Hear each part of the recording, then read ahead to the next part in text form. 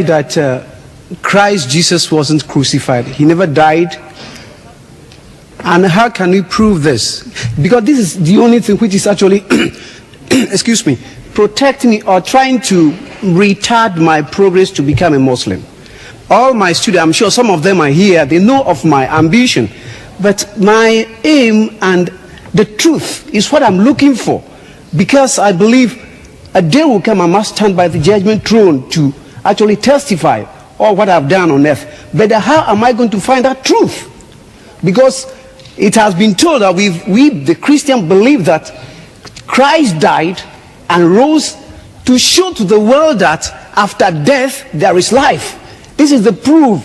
But if I can just have that, hallelujah, I would turn tonight to be a Muslim. I prove this to you. The brother said, now if he can be made certain that this crucifixion didn't take place, he is prepared to accept Islam tonight. Let us see. Man says, I want to find the truth. But generally, they close their eyes, they say, I want to see the sun. And I don't see the sun because his eyes are closed. And he doesn't want to open the eyes. He's terrified to open the eyes. Nobody can help him. No million suns can help him to see the light if he keeps his eyes closed. But now, if he opens himself to say, let's have a look. What does the book say? The book says, Luke chapter 24, verse 36, that Jesus returns to that upper room where they had the Last Supper. The Christian knows what I'm talking about. Before his alleged crucifixion, Jesus went to that upper room in Jerusalem, and with his disciples they had the Last Supper.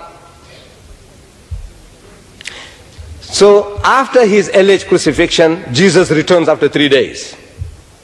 And he goes into this room, and his disciples are there. 10 of them are there. And he wishes them in Hebrew, Shalom Aleichem, same as Salam Alaikum in Arabic. When he said, peace be unto you, Salam Alaikum, his disciples were terrified. So I'm asking my Christian brothers, why were they terrified? They were affrighted because they thought he was a spirit. Am I quoting correctly your scripture? Yeah. Yes. So I'm asking, did he look like a spirit? Did he look like a ghost, a spook? They said no. Then I said, why should they think the man is a spirit when he didn't look like one? Christian gets puzzled. Because they say they thought that he was a spirit. So I said, you see, the reason is that the disciples of Jesus, his Hawariyun, they had heard from hearsay, people talking, that the master, Jesus, was hanged on the cross. They had heard from hearsay, people talking, that he had given up the ghost, his spirit had come out, he had died. They had heard from hearsay, people talking, that now he's dead and buried for 3 days. All the knowledge is from hearsay, people talking, because Mark chapter 14 verse 50, he tells us that at the most critical juncture in the life of Jesus, all his disciples forsook him and fled. All. So I'm asking, does all mean all in your language, you Englishman? He said yes. So they were not there. All the knowledge from what they heard. So on hearsay knowledge, if you know about a man who is dead and buried for 3 days, you expect him to be stinking in his grave. Am I right? After 3 days, the man should be stinking in his grave. Such a person you see, naturally you are terrified. Because you think he's a spook, a ghost, a spirit.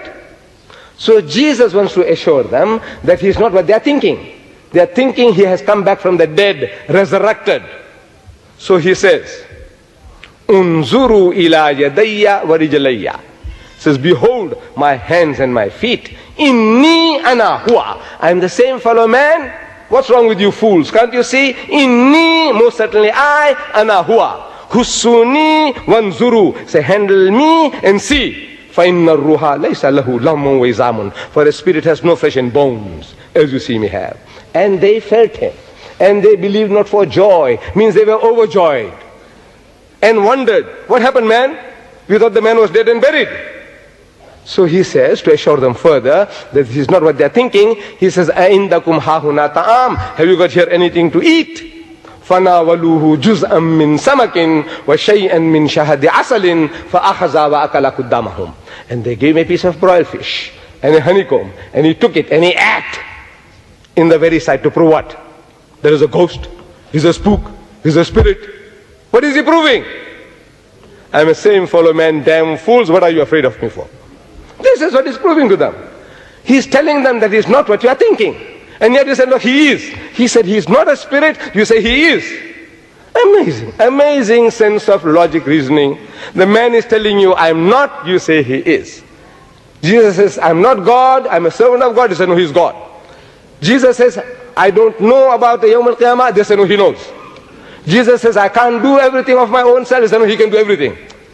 I say, what's wrong with you people? The man is telling you, I don't know. The man is telling you, I'm the same fellow. And you say, no, he's a spirit. He says, he's not a spirit, you say, he's a spirit. I want to know whether you understand English. I don't know Ghanaian, I have told you in the Ghanaian language. Okay? A spirit has no flesh and bones. Why does he tell you a spirit has no flesh and bones? Look, it's an axiomatic truth. Everybody agrees. Whether Hindu, Jew, atheist, agnostic, spirit has no flesh and bones. So why must he tell you that?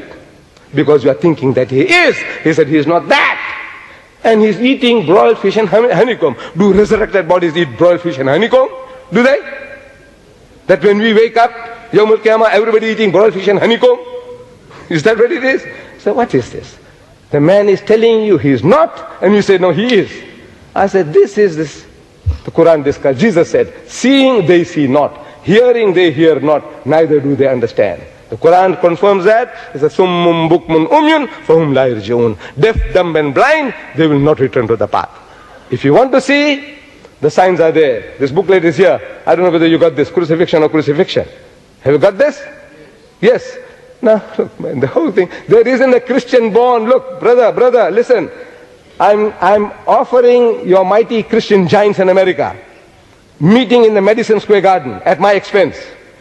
You get me Jerry Falwell or Pat Robertson or Billy Graham, and I will give you $10,000 present. If you can make any one of those to agree to discuss this with me in America in Madison Square Garden, I will give you as a present $10,000.